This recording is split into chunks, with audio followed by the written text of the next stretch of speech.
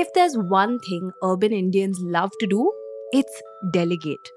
Today, there's all manner of apps for anything even vaguely resembling a chore. Need someone to deep clean your house or a stand in for the driver that called in sick? Well, there is an app for it.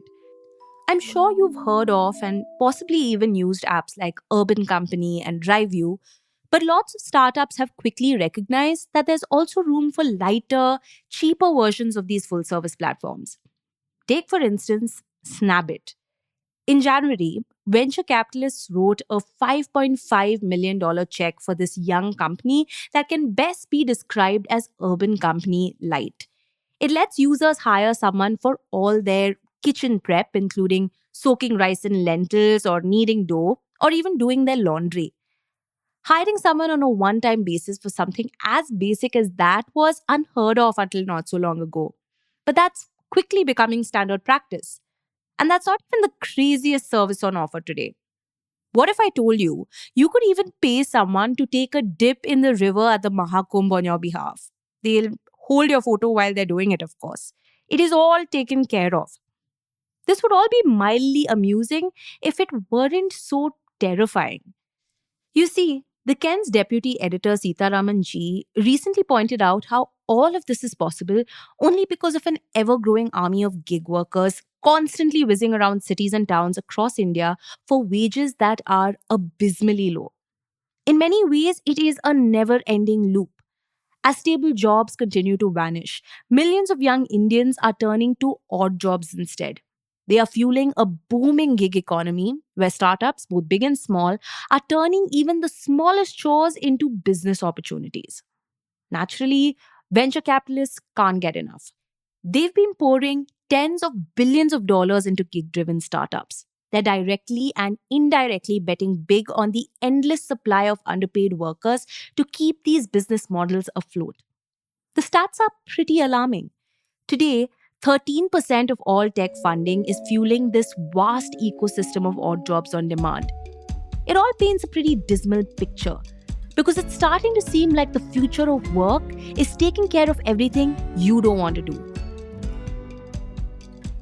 Welcome to Daybreak, a business podcast from the Ken. I'm your host Rahil Philippos, and I'll be joining my colleagues Dikta Sharma every day of the week to bring you one business story that is worth understanding and worth your time.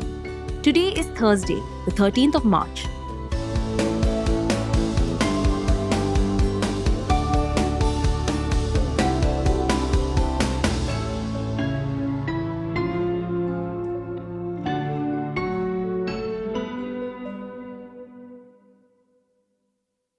Today, e-commerce and hyperlocal companies employ 20 to 30% of India's 11.2 million gig workers.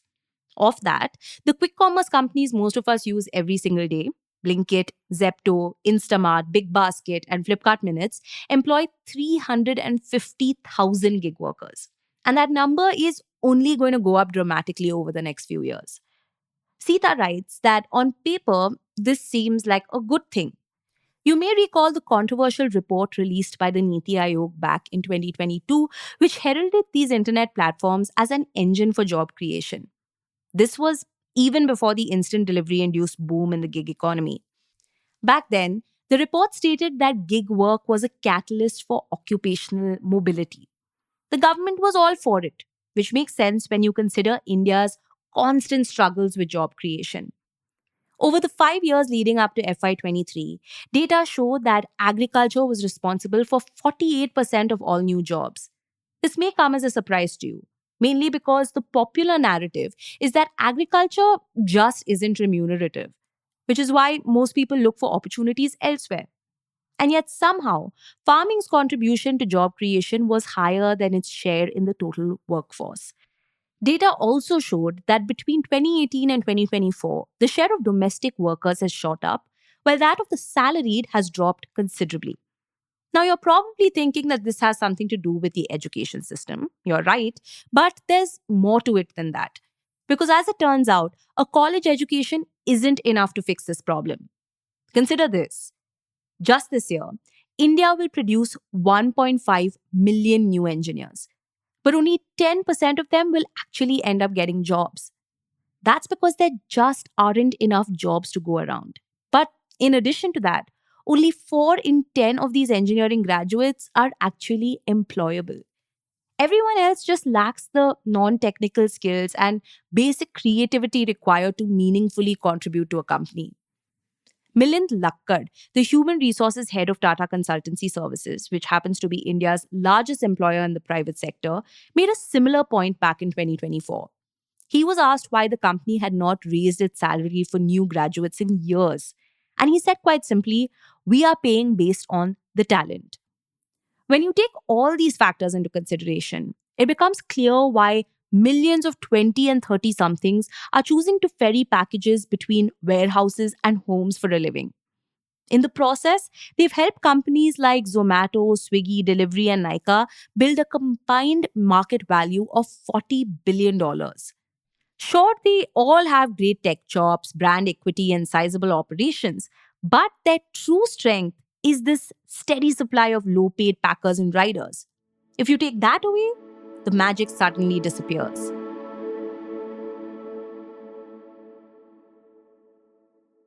Today, businesses are being built on the backs of gig workers, offering some of the most absurd promises. Think of a pitch, and I assure you there is already something just as wild. I'm sure you remember demonetization.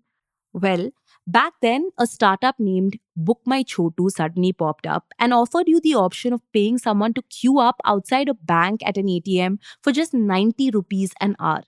It's Indian jugaad at its very best. But as Sita pointed out in his story for the Ken, it reeks of unfairness. You pay for the privilege of not having to rub shoulders with those of lesser means. Either you believe your time is better utilized elsewhere, or parting with a few hundred rupees isn't going to break the bank even if you have nothing better to do. All of this reminded Sita of a chapter in Harvard philosopher Michael Sandel's book, What Money Can't Buy: The Moral Limits of Markets.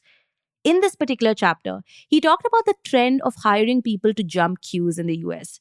He discusses everything from fast track lines at airports to a free Shakespeare play at Central Park in New York City, where a spot in the queue was sold for $125. But the most fascinating, and perhaps the most egregious of his examples, is line standing at congressional hearings, for which lobbyists pay $1,000 or even more. The founder of one such service provider said this was nothing but the division of labor in action. He said, quite callously I might add, that lawmakers are good at making informed decisions, while line standers are good at, well, waiting. There's an eerie similarity between the reality that Sandel describes and the growing army of gig workers here in India. Plus, in a country where most college degrees are not worth the paper they are printed on, what options do they really have? One way to look at it is that the pay could be way worse. Zomato, for instance, claims that it pays its workers over 27,700 rupees a month on average. That works out to about 3.3 lakh rupees annually. And that is higher than the average urban Indian salary of about 3 lakh rupees. So it's quite tempting based on that to assume that gig workers aren't too badly paid, all things considered. But the dizzying rise of something like quick commerce, which has been little more than a failed experiment elsewhere in the world, presupposed cheap labor. Even the Supreme Court has taken notice. Just last month during a hearing, Justice Manmohan urged the likes of Swiggy and Zomato to take care of its workers. In a case about social security for gig workers, he made a pretty powerful statement. You are big, you are rich, start acting like it. And now more than ever, it's time for these companies to put their workers first. The gig economy's appetite for speed has become insatiable. It started with just instant groceries.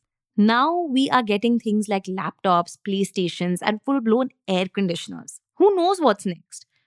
For now, though, tech companies are all riding the wave. They're innovating on top of an abysmal job situation that was just handed to them. But the consequences of this will increasingly become evident before you know it, in cities both big and small. Granted, there is now increased protection for gig workers. Earlier in February, the government announced that it would issue them identity cards and include them in its health insurance scheme. But in the process, it's managed to quietly make this gig economy official.